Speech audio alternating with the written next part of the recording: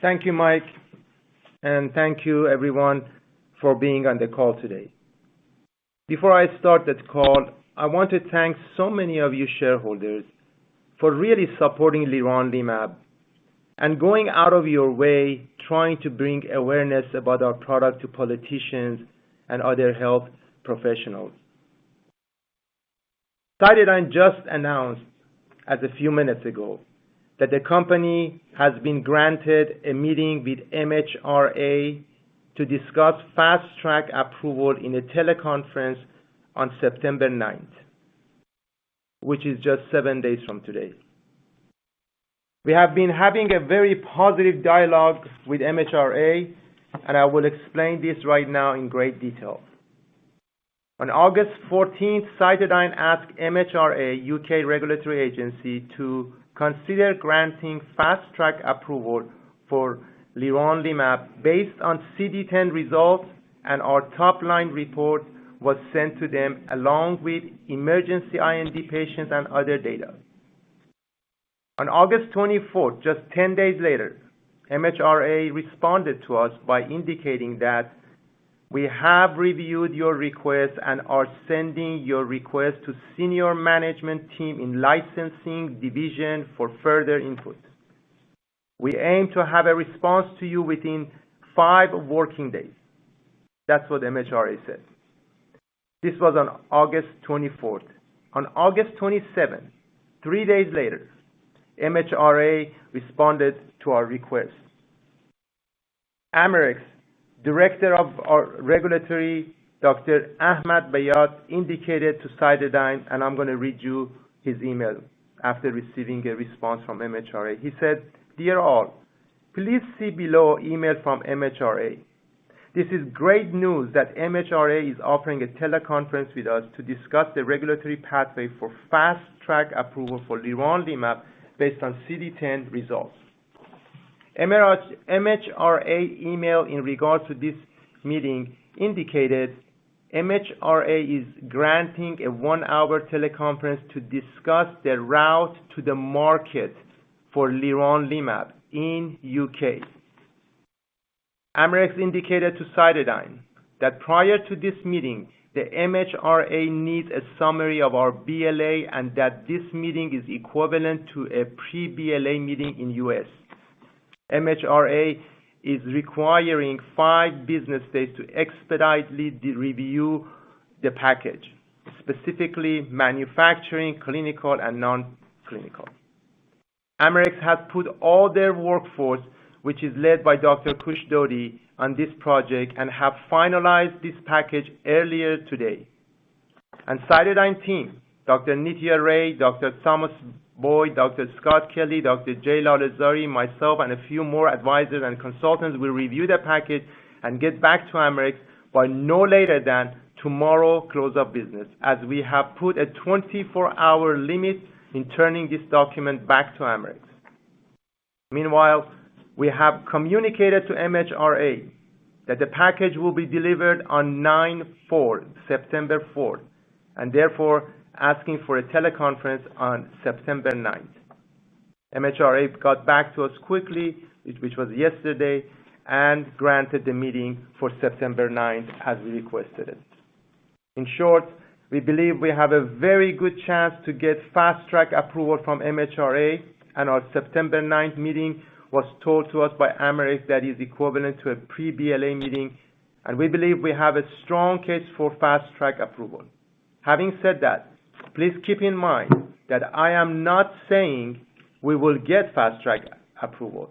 All I am saying is we are very hopeful and we are very appreciative of MHRA making this a very top priority and granting us what we call a pre-BLA meeting on September 9th.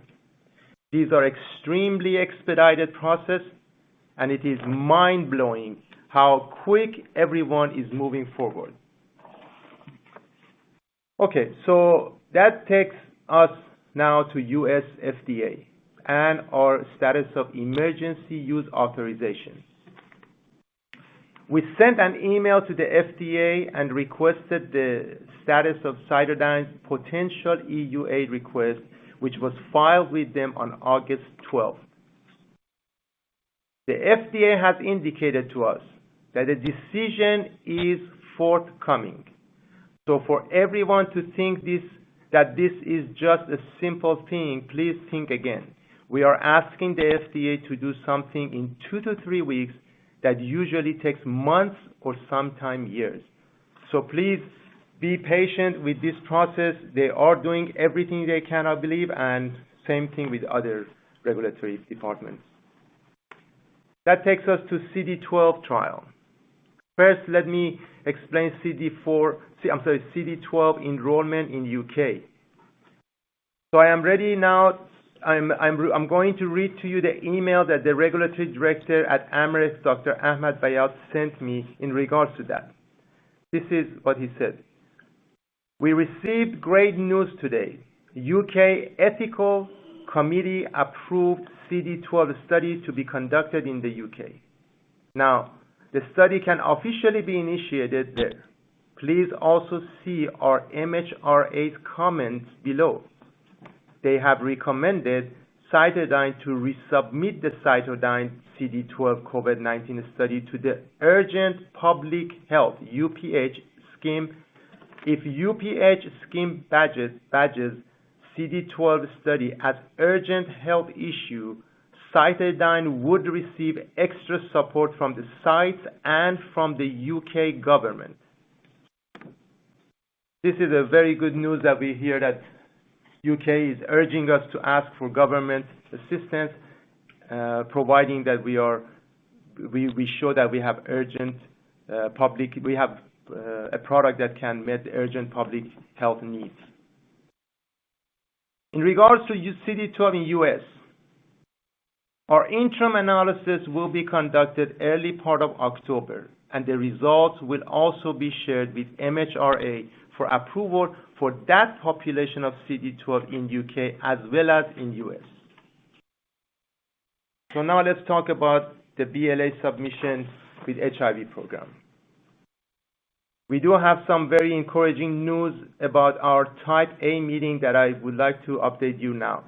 As of 1:01 p.m. today, just a few minutes ago, we announced that the FDA is now granting us something more than what they granted before. Before, they wanted to just give us written answers to our questions, and our press release in the past about this said, and I'm reading the title of the press release, to avoid delay, the FDA recommends Cytodyn conduct its Type A meeting in writing with FDA response goal date of September 4th. The FDA just got back with us yesterday with all their answers to our questions, 3 days earlier than September 4th. We appreciate that very much. FDA also offered, and I'm going to read this part from the letter that they sent us. They said, to ensure that your revised BLA includes the pertinent information needed for FDA reviewers to perform a substantive review of the dose you have selected. The agency is willing to perform a multidisciplinary review of your revised dose rationale and integrated assessment of supportive safety, efficacy, PK, and PD data prior to the submission of your revised BLA. If you choose to take advantage of this offer, please provide us at least 30 days to review the submission and allow yourself sufficient time to revise the BLA in response to our recommendations if needed. Now that's a very beautiful thing we're getting. That means the problem that we had was with the dose escalation of 700 milligram and the safety needed to come from 700 milligram. There was a lot of problem with that because we had to match that study with the CD02. They're saying in order to make sure that that Cytodyn doesn't have any problems, give that to us, and we're offering you to review it for you, say, hey, you're good enough, go for it. And that means we are now feeling very strong that we are going to bring the people that we have brought, and this is like additional few people that are going to really help us with BLA, and Dr. Scott Kelly will talk about that, to make sure that we get this BLA submission in great shape as soon as possible. Now the next thing is very exciting, and that is Why are we filing BLA for HIV only in US? Well, we should file the BLA for 350 milligram to UK. And that 350 milligram BLA was ready 2 years ago. 2 years ago, we had a BLA packages ready for 350 milligram. As we explained, 700 milligram made us go and do a lot more work. So when we submit that, we also have an exciting situation where we're going to ask UK to consider monotherapy as an approval also. Europe is very, very positive on monotherapy. If everybody recall, many years ago they did a study called SMART study, strategically managing antiretroviral therapy, and European countries, some of them continue with that even though that study failed. So we believe we have a great chance at 2 approval for HIV in UK. Combination therapy for 350 milligram, monotherapy with 700 milligram. So that takes us now to cancer program. So I have asked a representative from Creative MicroTechnology to be on this call. Creative MicroTechnology, just a quick introduction, is the lab Cytodyn has used to analyze all of our ongoing cancer trials. We didn't use any other lab but that. There's another lab for screening, which was Dr. Rui in Wisconsin. Creative MicroTechnology's CEO is Dr. Chao Mi Tang, doctoral degree from MIT, who concentrated her work in early detection of cancer. Joining us today from Creative MicroTechnology is Daniel Adams, who is currently the Director of Clinical Research and Development at Creative MicroTechnology and manages their clinical laboratory in Monmouth Junction, New Jersey. He has worked in the clinical diagnostic field for over 16 years and is credited with the discovery of circulating cancer-associated macrophages like cell camels and their clinical application in cancer detection and treatment. He has extensive expertise in liquid biopsy. Example given is circulating tumor cell CTCs and circulating tumor DNA. He currently supervises the sample processing and analysis of cancer patient specimens in 12 actively clinical trials for research and FDA approvals of new therapies and combination therapies. I want to thank Dan for joining us today. Dan, could you please explain the cancer market that Cytodyn is looking at currently for all of our cancer patients at your lab? Namely, could you explain camel and CTC market? Dan, go ahead, please.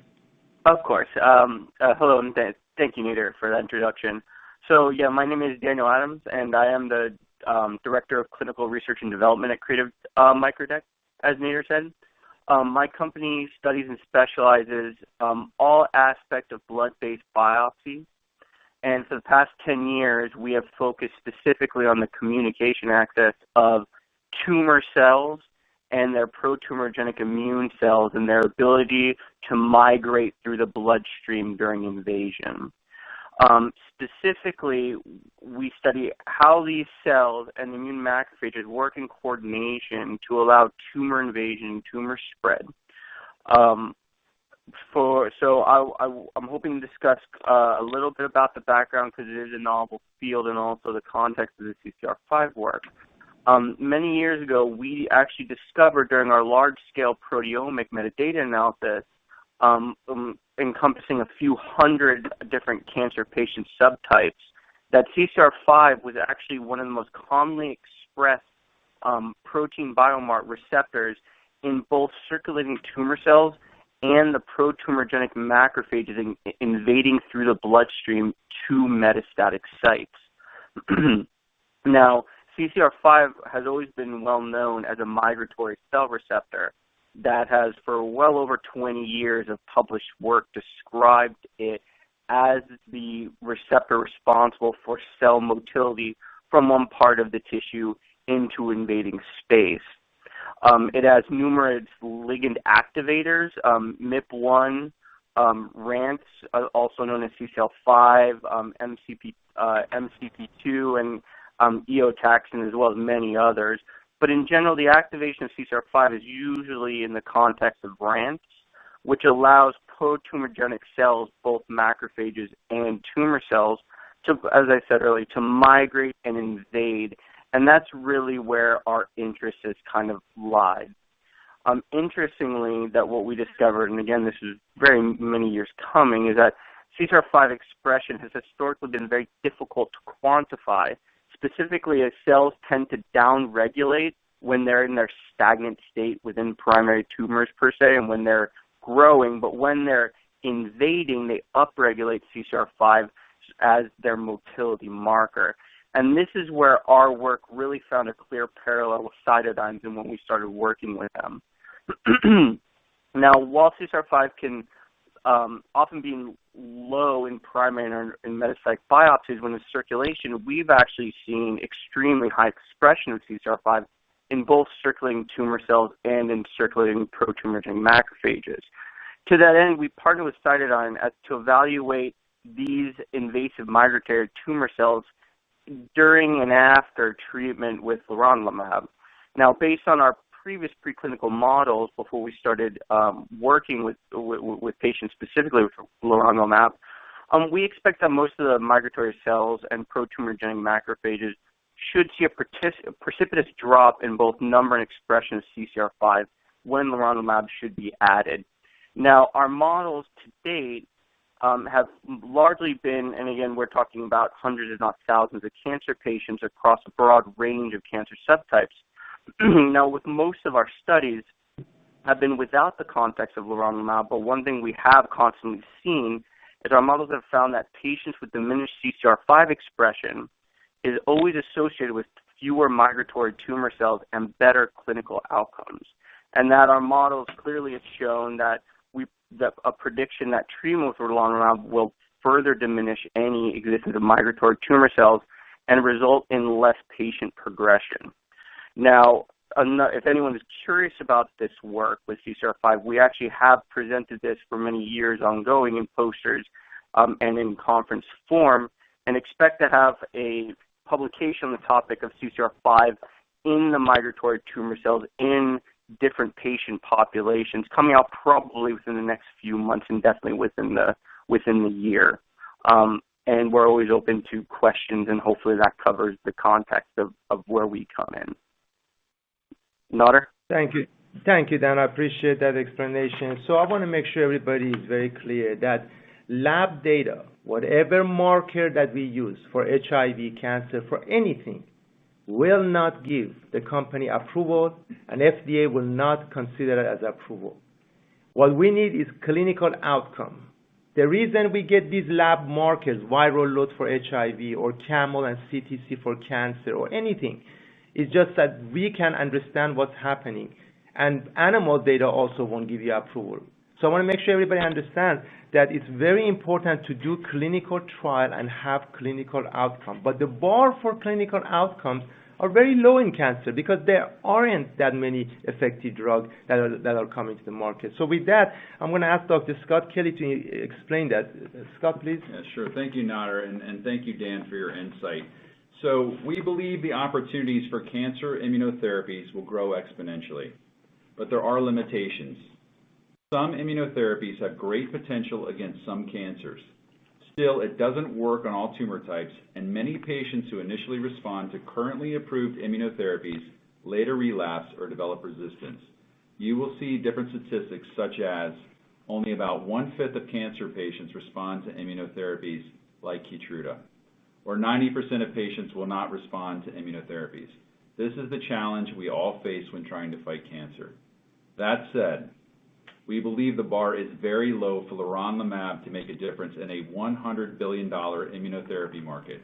In 2011, the first checkpoint inhibitor received approval. So we are very early in the exploration of immunotherapies in the treatment of cancer.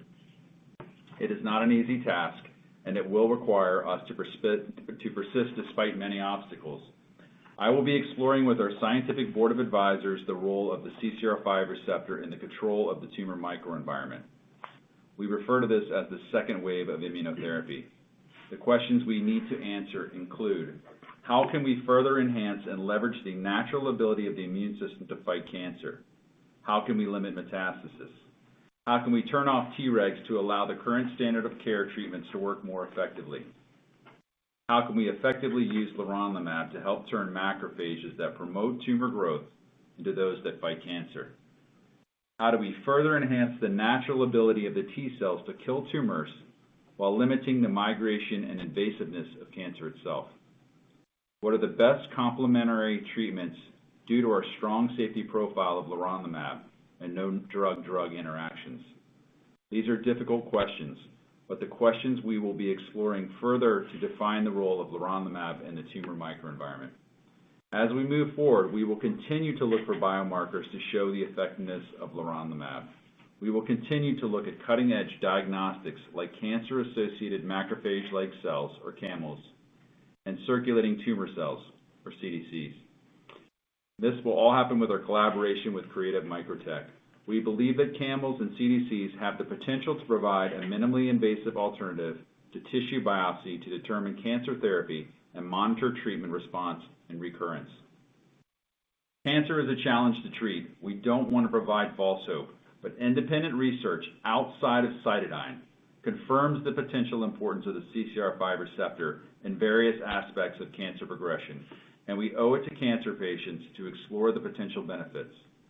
The results of our animal studies have been outstanding, but we all know that animal studies do not always translate into successful trials in humans. We are very fortunate to be at the stage where we can explore the effects of leronlimab in human subjects and hopefully help a lot of cancer patients. Our goals in our oncology program are to be honest and transparent. We don't want to create confusion between doctors and patients. We want to manage expectations and limit misunderstandings. Cancer patients are often in a very vulnerable state and facing the challenge of a lifetime. We owe it to cancer patients to try and help them with a molecule that has been safe in over 1,000 HIV patients, COVID-19 patients, and cancer patients, and a world full of treatments that are known for their toxicity. Nader.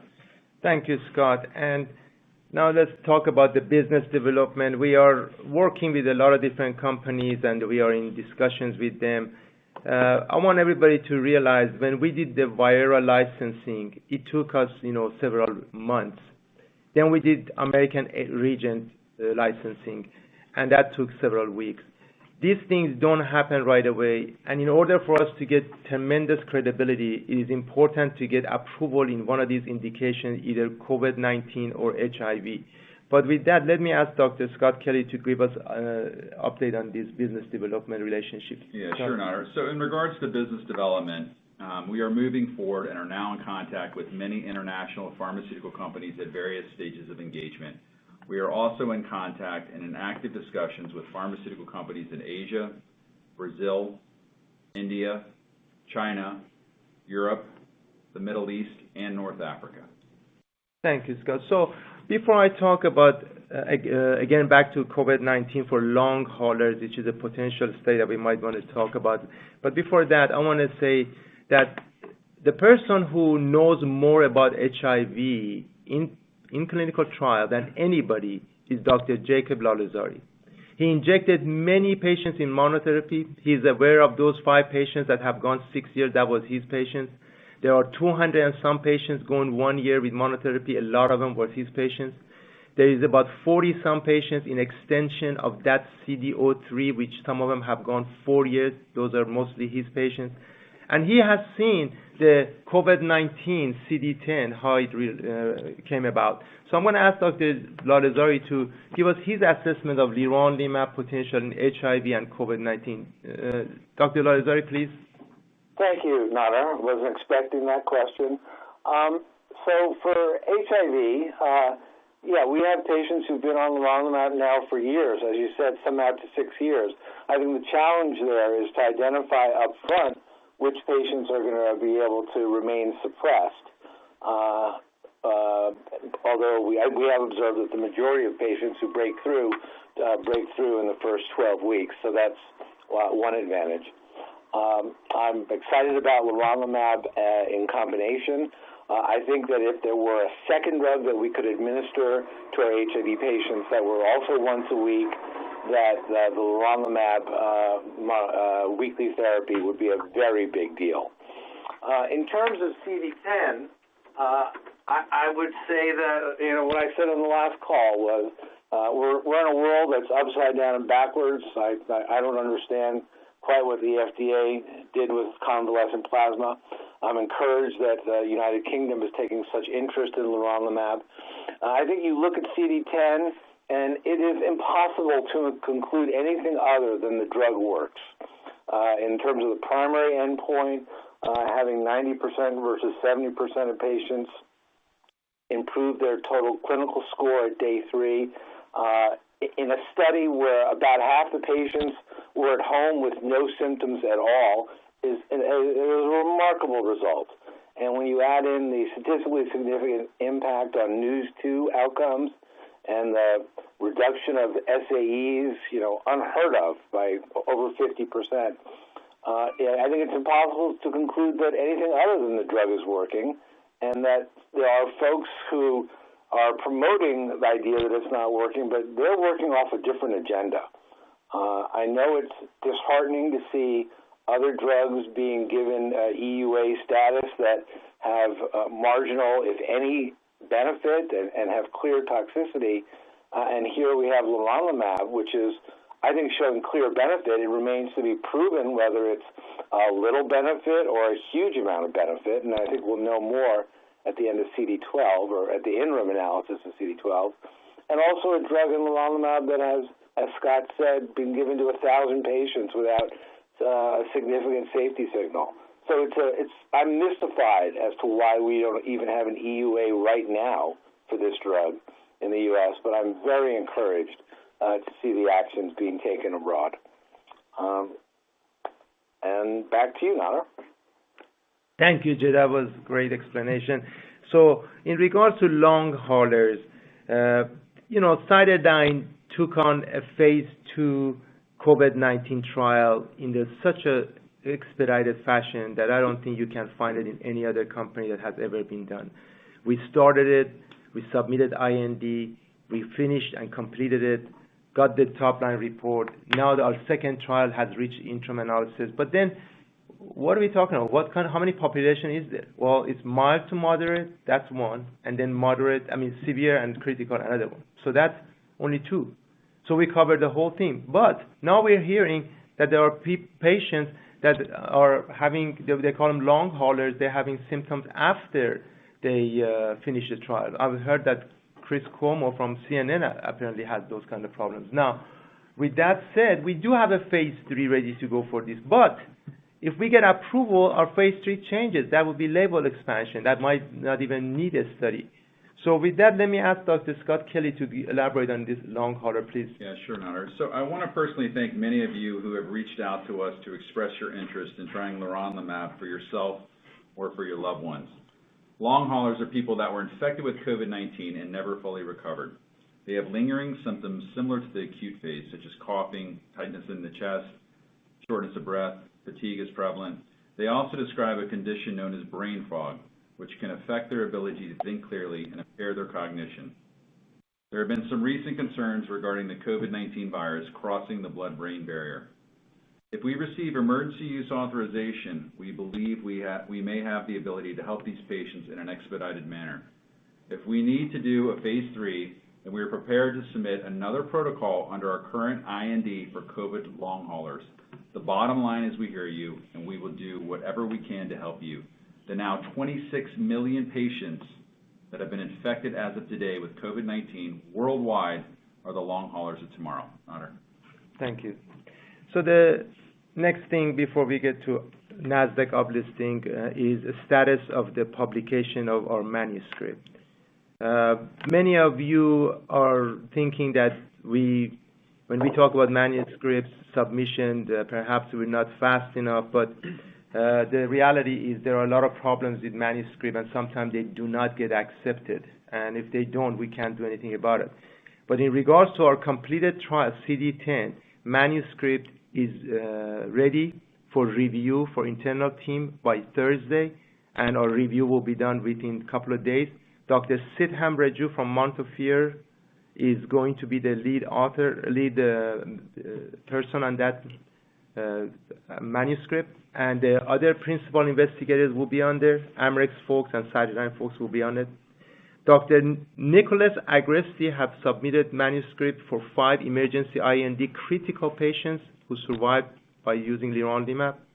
Dr. Otto Yang had about 30 patients. He has submitted manuscript for those emergency IND patients, about 30 of them.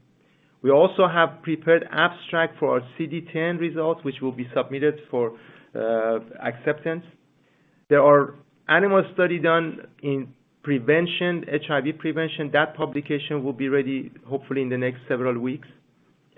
CD01 extension manuscript for those 5 patients who have gone 6 years should be ready in the next couple of weeks.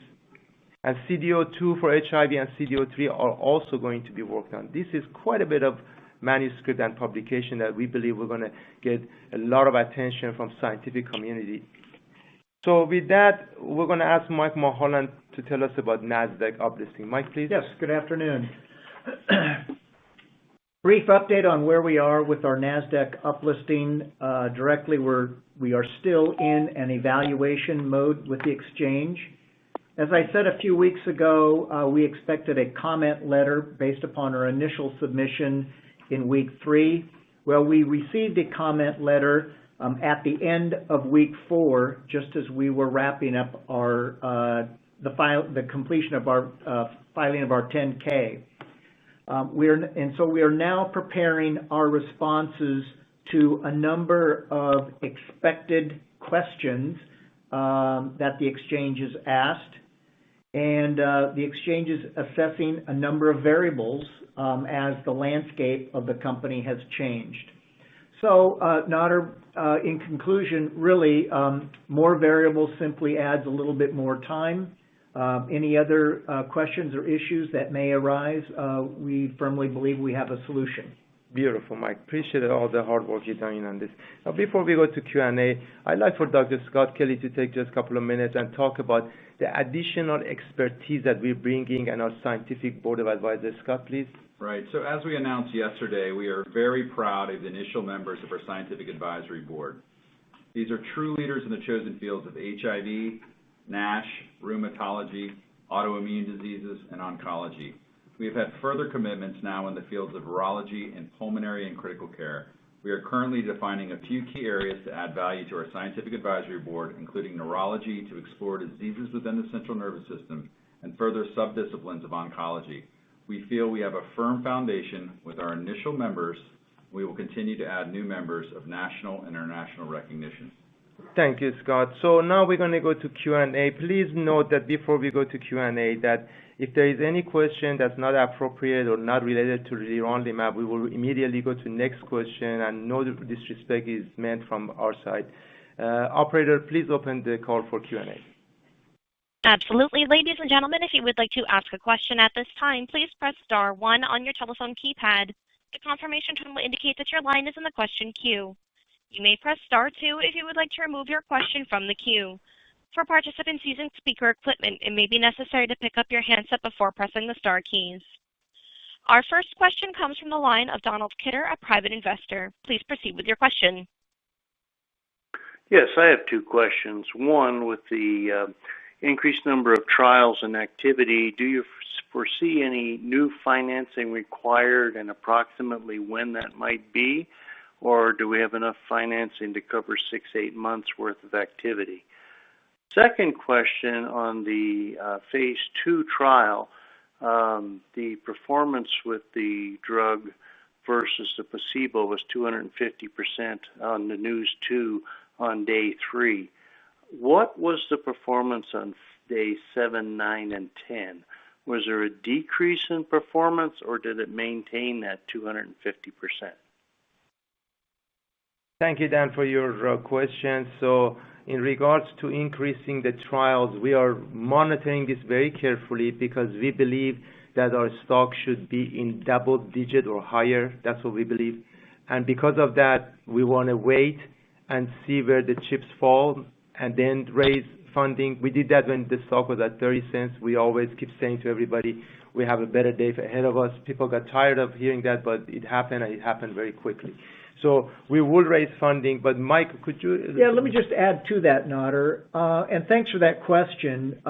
First, let me just add that we're unable to comment on future financing plans based upon SEC rules. However, let me add that just within the last 3 months, the company has raised over $24 million from warrant exercises. So as the regulatory path continues to move forward and we get some positive response in the stock price, we could have a substantial continuation and increase in warrant exercises.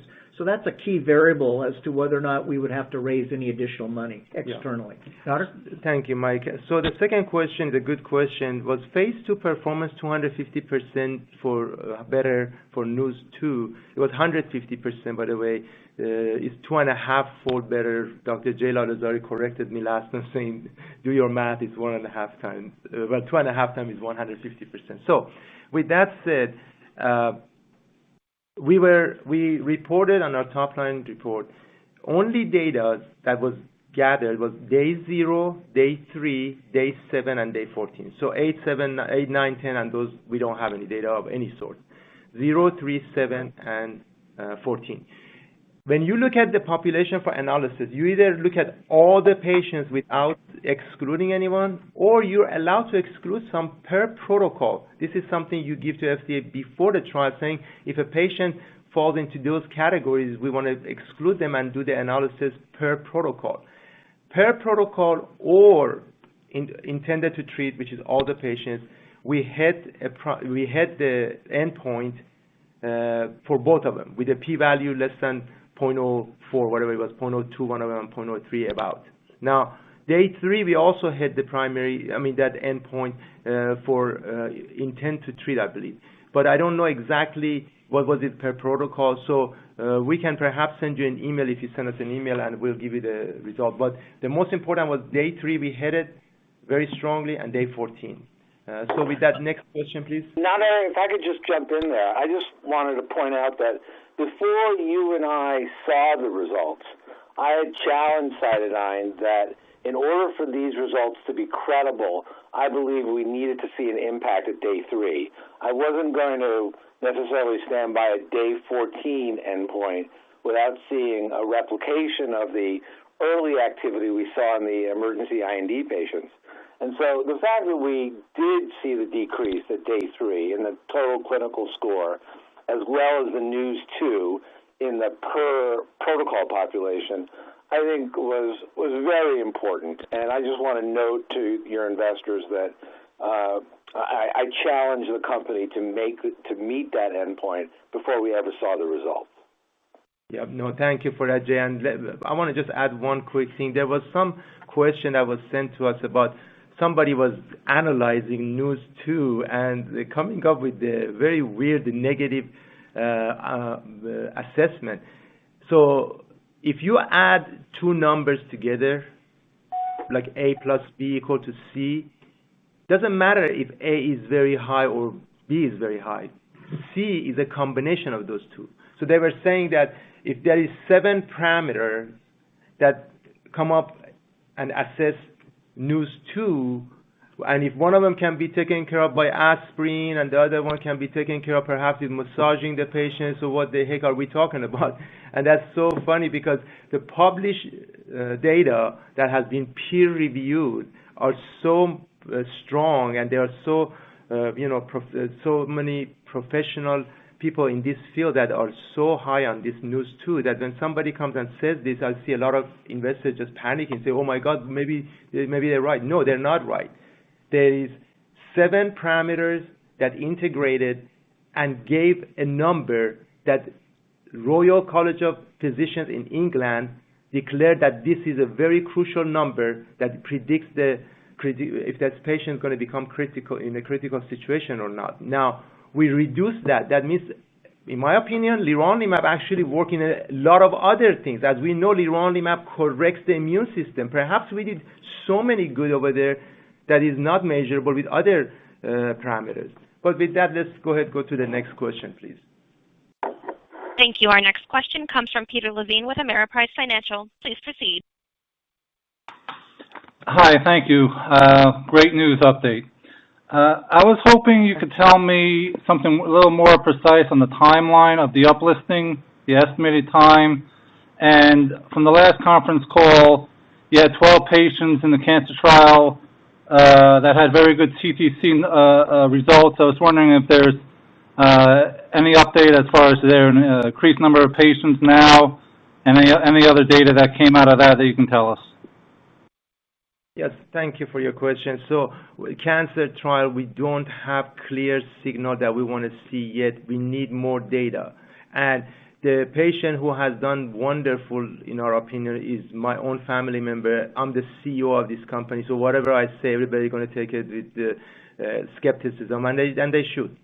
So she is on 700 milligram, and Dr. Jacob Lalezari has requested that we need to have 700 milligram. We have asked FDA last week, and as soon as we get that, we will see how the basket trial patients react to that. But there is a lot of information that needs to be gathered before we can come up with a powerful statement, and we're not there yet.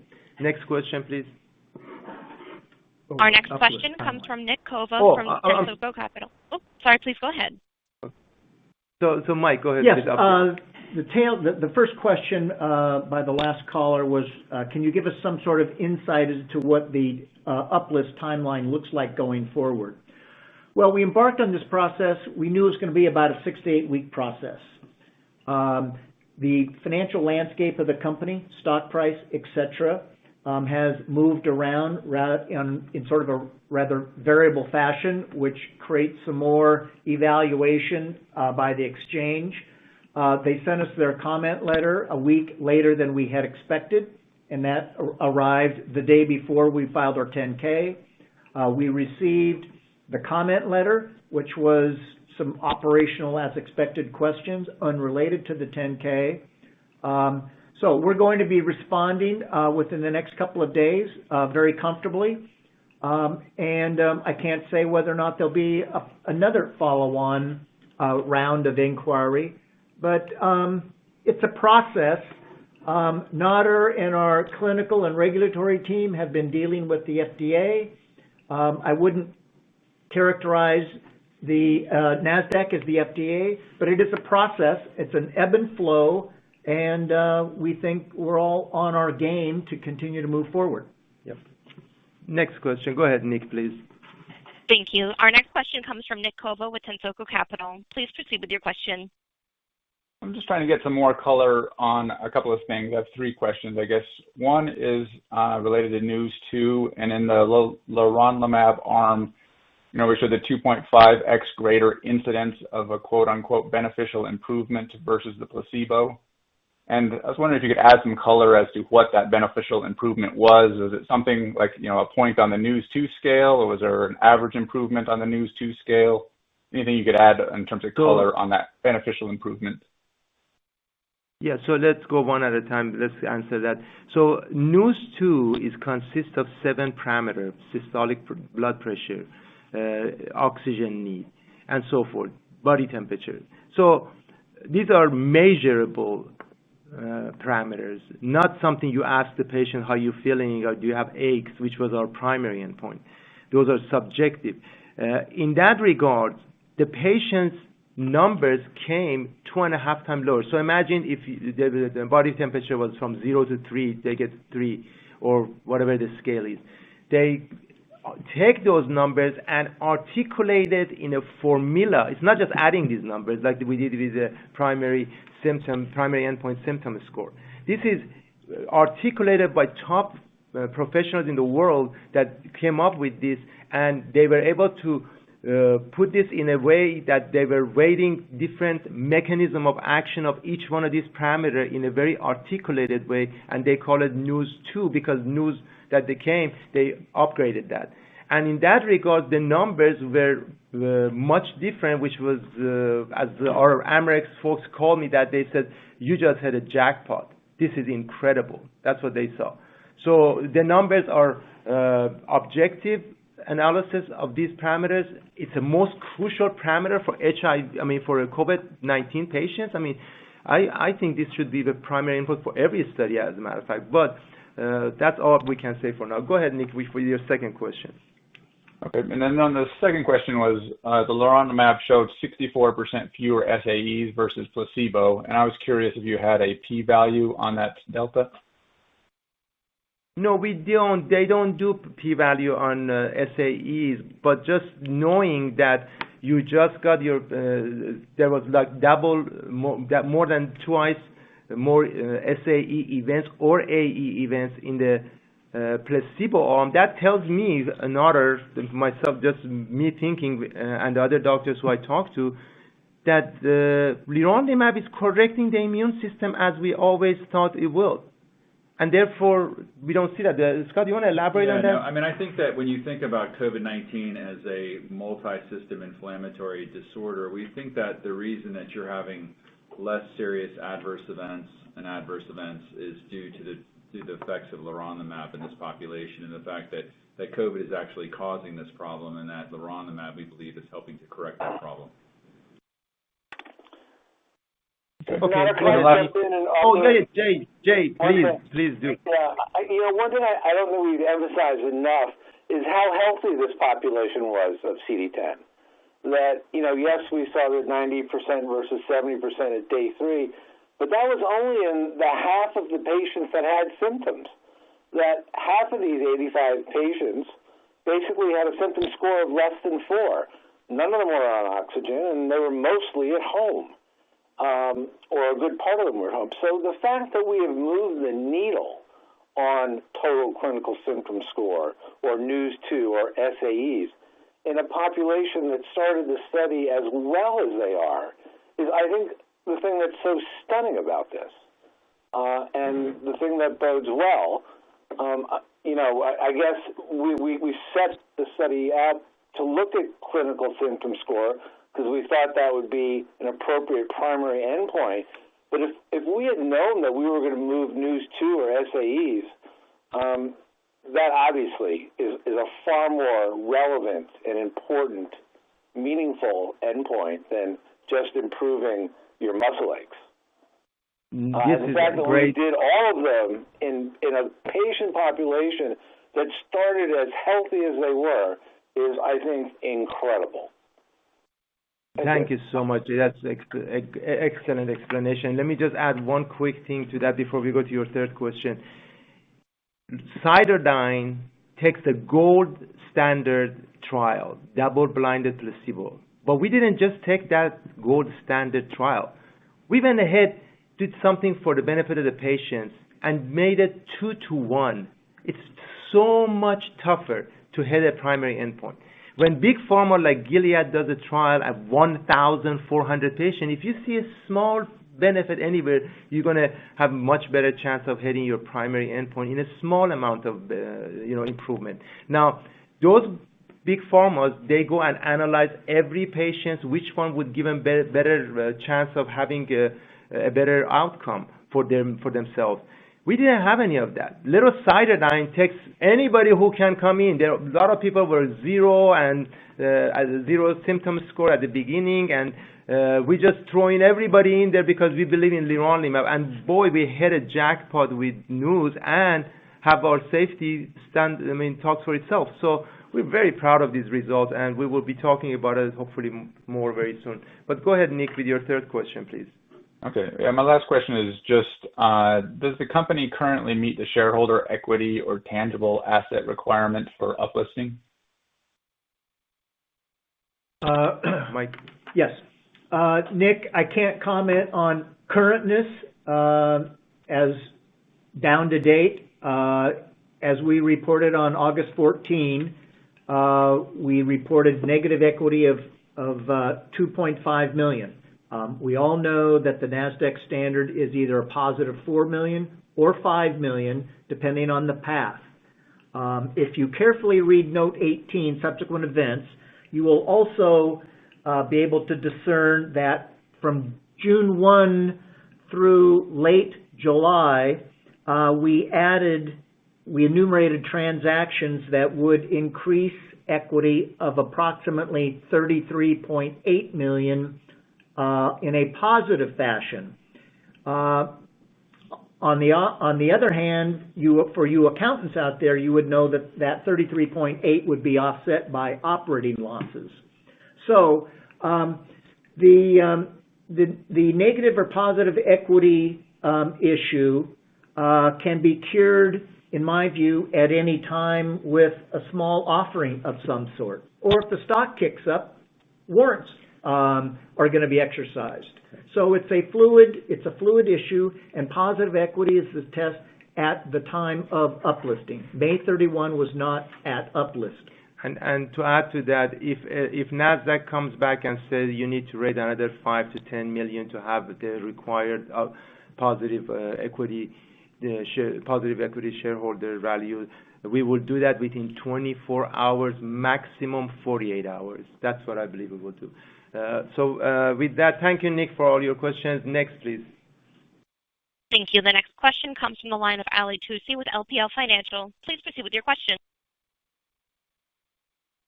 My question basically goes in regards to the uplist, and I think Mike's answered most of it. But I think as you know, we've sat back and this process has gone on. Mike, can you give us any more insight on this? I mean, I think most of us are really looking forward for this uplist to happen. But again, I don't think we're getting a clear, definite, version from you guys. Yeah, before Mike talks about that, let me just say this.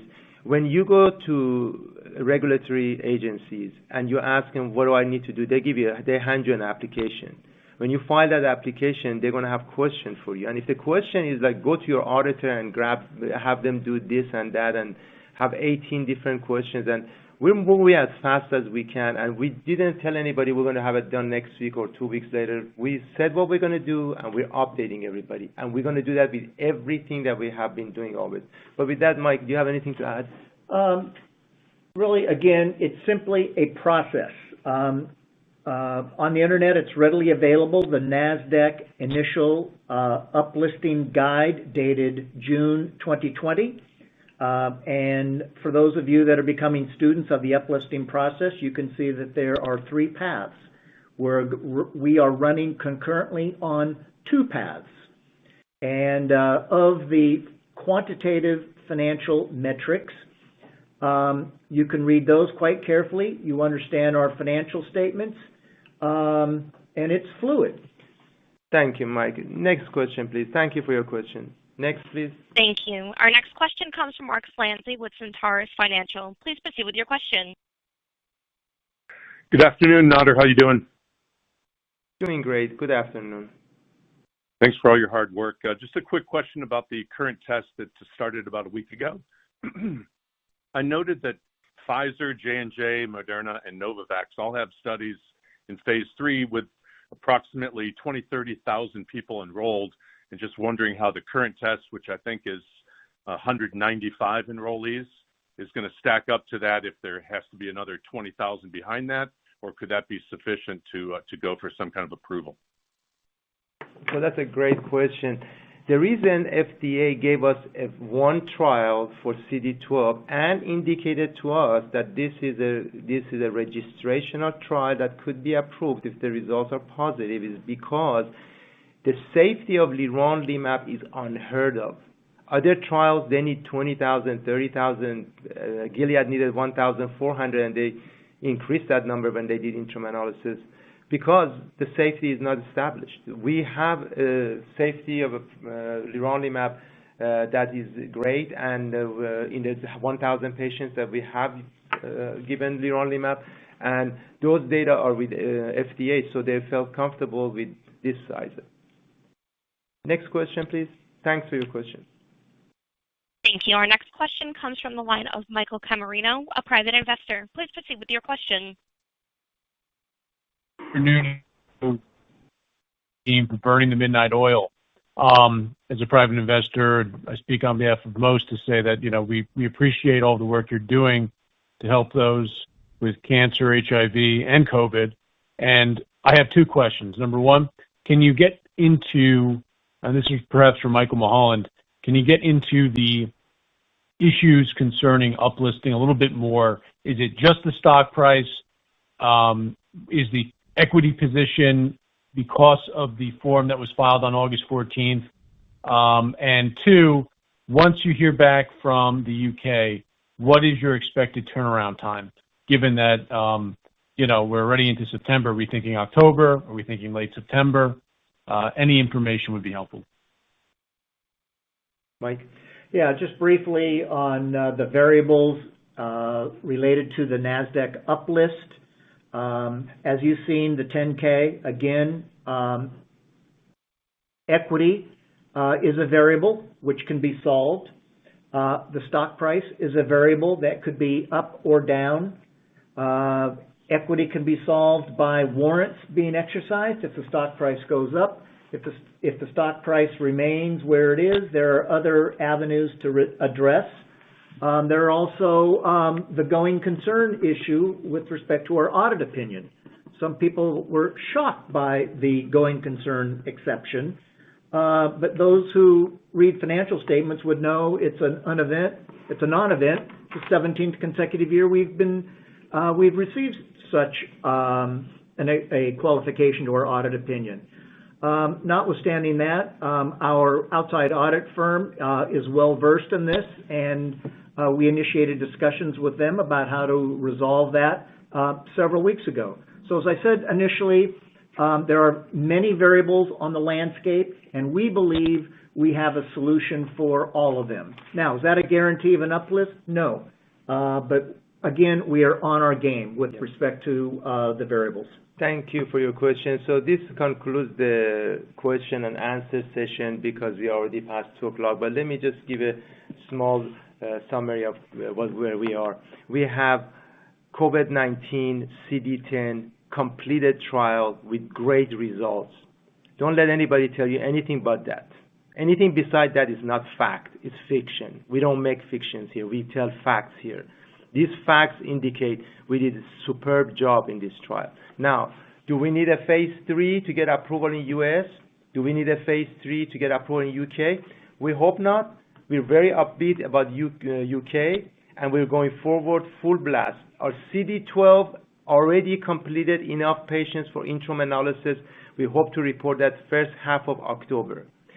And that will be also turned into UK.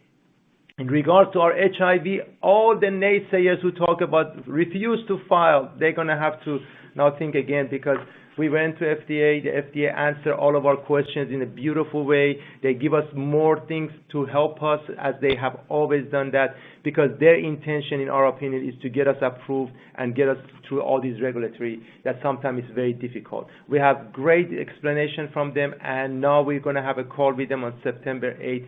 That's a beautiful situation for us. And with UK, we're going to submit our application for approval for 350 milligram combination, 700 milligram monotherapy. Great results, again, we hope to have from those discussions. We are also very excited that very soon we will be injecting the first patient for HIV cure. You heard me right, HIV cure in the subpopulation that has HIV and needs bone marrow transplant. Those results could be very stunning if it appears to be as what we think is going to be based upon some animal study that we have seen. And with all other activities that we're doing, we are feeling very comfortable with the expansion of our team, that Dr. Scott Kelly is doing a fantastic job attracting all the top professionals in the world for our scientific advisory board, and I'm hoping to report some major world stage results to everybody very soon. So with that, have a very beautiful day, and thank you for being on the call. Bye-bye.